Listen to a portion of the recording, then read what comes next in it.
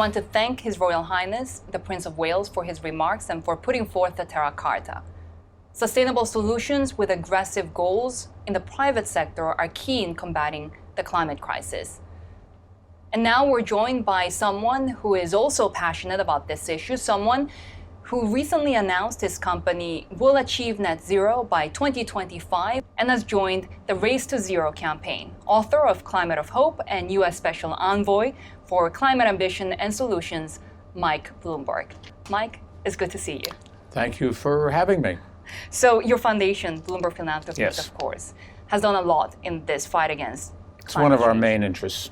So tell us a little bit about the work that you've done and how hopeful you are now about our ability to tackle the climate crisis. Well, I don't know of anything, including viruses, that could kill everybody on the planet.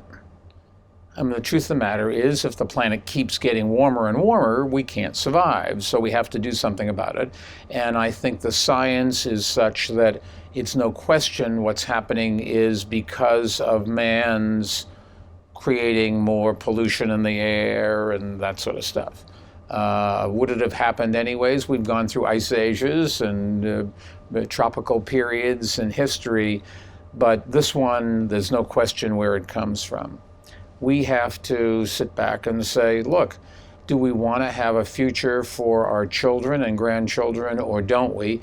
And if we do, we've got to do some things, many of which, almost all of which, are a sacrifice of some sort, because we have to change what we've been doing, and what we've been doing is the easiest thing to do. So now we've got to decide, do we want to keep generating energy inefficiently? Do we want to keep using an enormous amount of energy that we might not need? And those are decisions that, unfortunately, every country has to make and can make them differently. The trouble, of course, is that whatever pollution or lack of pollution that this country produces or doesn't produce affects everybody all around the world. And so one country can help, and they will help everybody. But if everybody doesn't help, it's probably not doable to prevent a cataclysmic termination or ending. And is it real? Just ask people in the West where they're having record high temperatures and a drought, or people in the Gulf Coast where they're having record storms, or farmers and fishermen. People have to change their lives. You talk about sacrifices, but given what you're telling us right now of the risks that climate change poses, yes, what are some of the opportunities that are out there, especially for the private sector? Well, I'm a believer that the private sector is the only one that can do anything. I'm very skeptical that governments can do things. Governments aren't good at implementing things, and particularly with social media, people don't listen to governments the way they used to. But the truth of the matter is that it's not an either or. If you are a human being, family, or a company or whatever, if you improve the climate, you will reduce your expenses, people will live longer, they'll be able to do other things, buy other things, create other things. So this false choice between doing something about climate change and having a good economy is just made up by people that don't want to change. And I think that if you said to me, what are you doing that's improved your life with climate change? Well, I breathe better. I have less pollutants going into my body, so I'm going to live longer. And I care very much about living longer, quite honestly. So that's, if I have to make a sacrifice, I'm getting something back for it. Given those considerations, does that mean that you're optimistic that business leaders will make that choice, will actually take into account climate when making those business decisions? I don't think there's any question that a lot of businesses are doing that every single day. The question is, will all businesses or a majority of the businesses do it?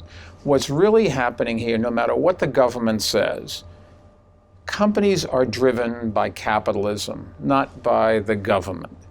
Government doesn't like to hear that, but that's the truth. And so if the owner or manager of a company gets complaints from her or his customers or her or his employees or her or his investors saying, we want you to do something else, they listen and they change. And you can see it in America. We closed coal-fired power plants at the same rate during Donald Trump's administration as we did during Barack Obama's administration. Why? Because the government doesn't have very much to do with coal-fired power plants. When renewables became more efficient and it made sense, and you were being pressured by your investors and customers and neighbors and whatever, companies changed and they closed their coal-fired power plants and moved to renewables. They want to change, but do they have all of the information that they need to make those decisions? Why is measuring and disclosing climate risk so important? Well, one of the ways to pressure a company is to say your pollutants, your climate-friendly behavior is more or less than another company. You have to be able to compare. And so there are organizations, we happen to support a couple of them and fund a couple of them, but there are ways in the whole ESG world where everybody's talking about this to say, look, you're not doing as good a job as the other company, and I'm a stockholder in your company, and I want you to do this, and I can show you, because of this measure, that you're not doing what you could do, whether you like it or not. We have a saying at Bloomberg, if you can't measure it, you can't manage it.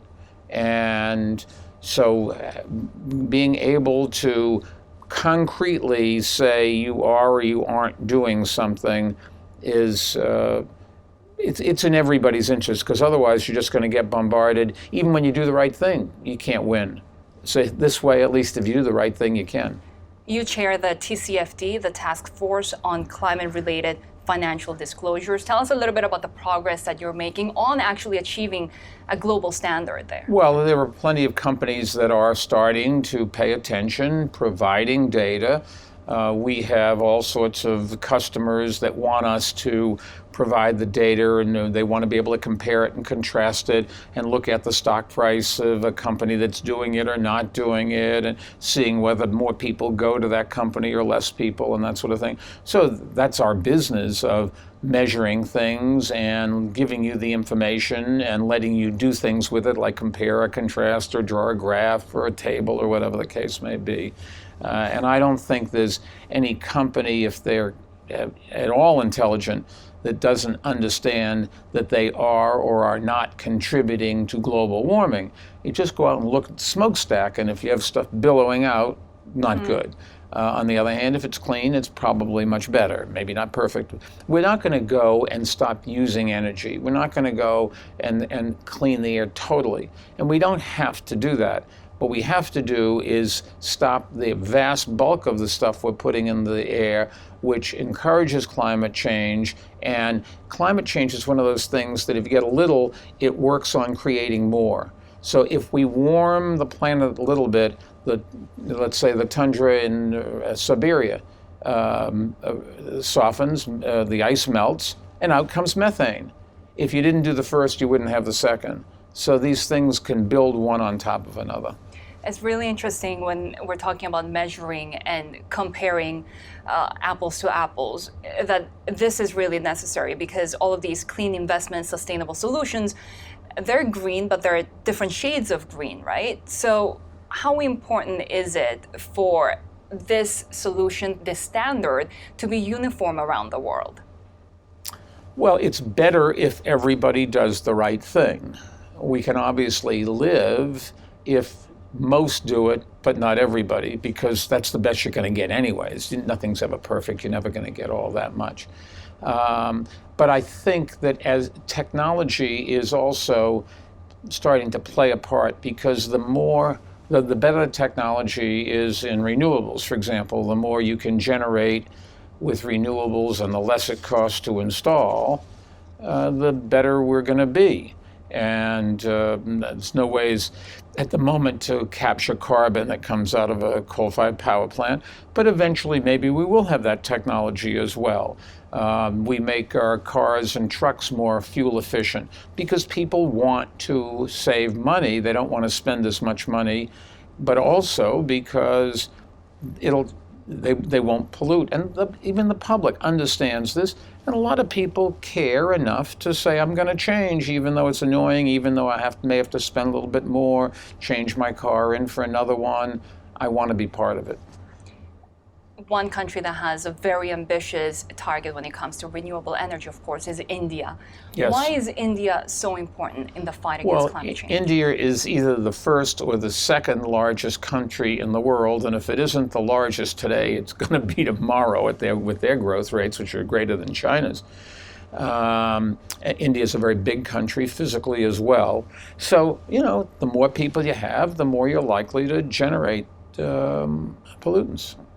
India is one of those countries that has been really badly hit by the pandemic, as have other developing economies. Yes. How do they balance the economic recovery and also investing in green solutions? Well, government's first responsibility, I think, is to keep people alive.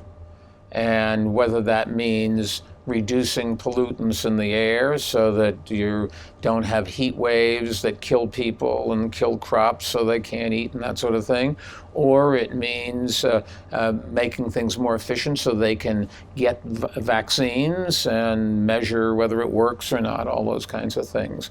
That's part of what governments are supposed to do. And it's just not true to say, well, if we do those things, we're going to hurt our economy. Those are the things that are going to take you from a developing country to a developed country.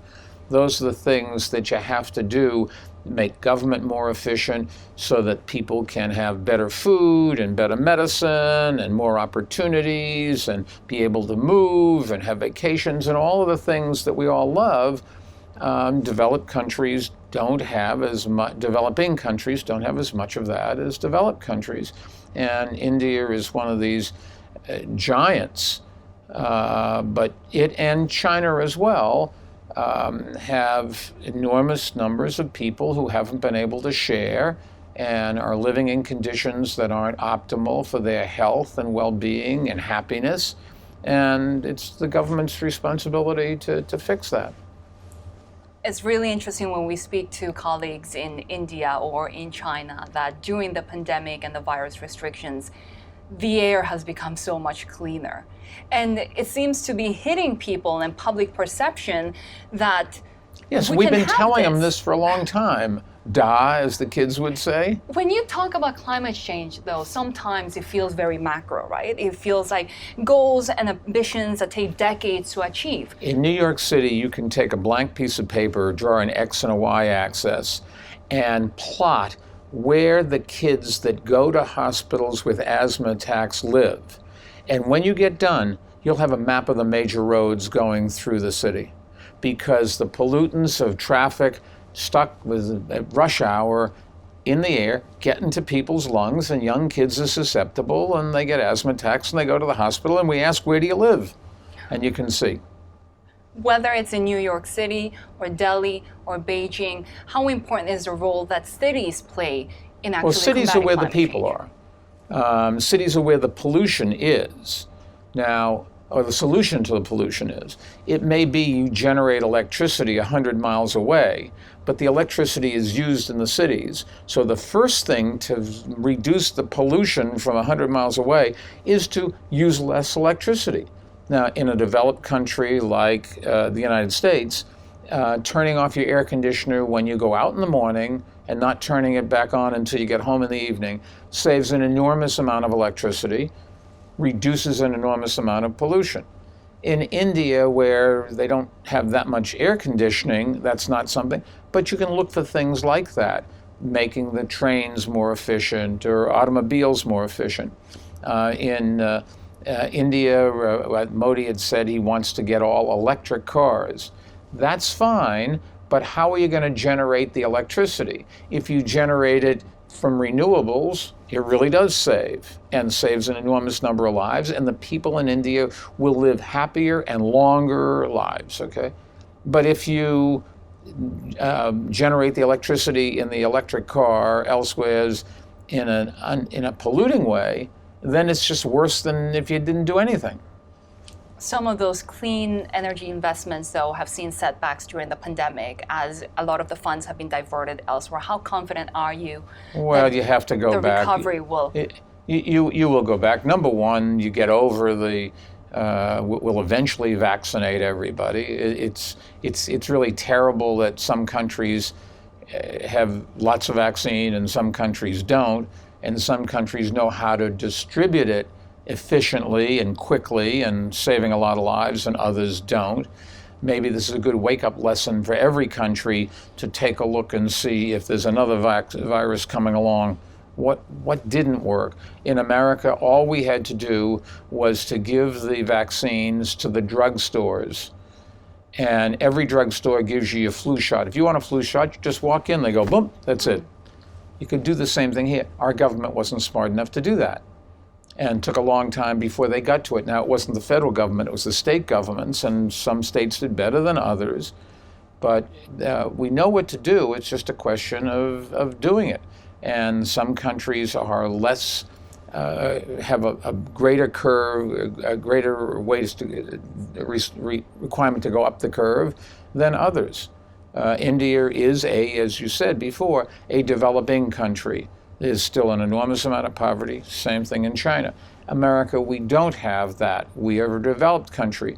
But I guess that says that the challenges for the government in those two big countries is greater, but also the opportunity to make a difference is greater. They can save an awful lot more lives by doing something right now.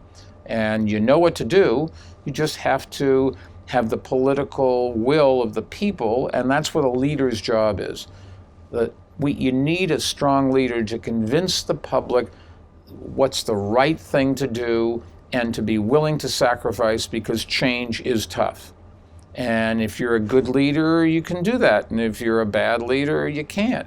And some countries elect good leaders, some countries elect bad leaders, sometimes leaders change for the better or for the worse. But I'm a big believer that it's companies that are going to reduce pollution, and it's the government's job is to stand up and lead the people and say, okay, we're going to get up and we're going to charge together. And this is what we're going to do. This is the right thing to do, even if it isn't politically popular. And a good leader does that. I think this is a perfect spot to take a pause, and we will get to the audience questions now. My name is Sham Nirupam, and I'm a student from Brunel University in second year studying business management. I'm from Mumbai, in India. My question is, how do you think young people can engage with the climate change issues? What can they do to create a meaningful impact?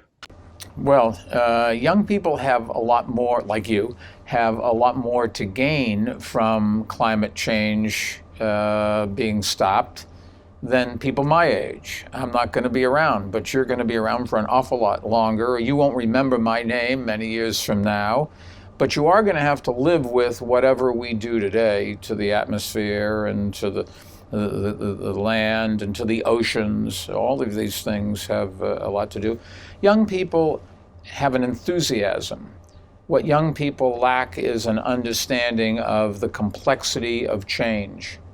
And they say, oh, government should just do something. And then when they take a look and see in the details, it's just not that easy. Number one, if you have a democracy, you can't just walk in and say, do something. But even if you had a totalitarian government, there's no one right answer, and where you fix one thing here, you may destroy it elsewhere. And the solution to that problem is young people just have to get better educations. The world's getting much more complex, much more dependent on science, much more vulnerable to things like vaccines that can travel easily now around the world where they couldn't before. And I think if we can do anything for our young people, it is to improve their education. And unfortunately, we are not doing that in a world of social media and a world where to be successful in life, you have to have a better education than before. And you have to know more about science, you have to know more history, you have to know more about civics in order to get things done. And our school systems, unfortunately, are going in the wrong direction, certainly in America. And our last audience question. Hi, my name is Percy Asari Ansa. the CEO of Premier Health Insurance, a leading private health insurance company in Ghana. In 2009, high-income countries made a commitment to scale up their commitment on climate finance to at least 100 billion USD per year by 2020. What do you think needs to be done to ensure that the target is actually met? Thank you. Well, thank you for that question.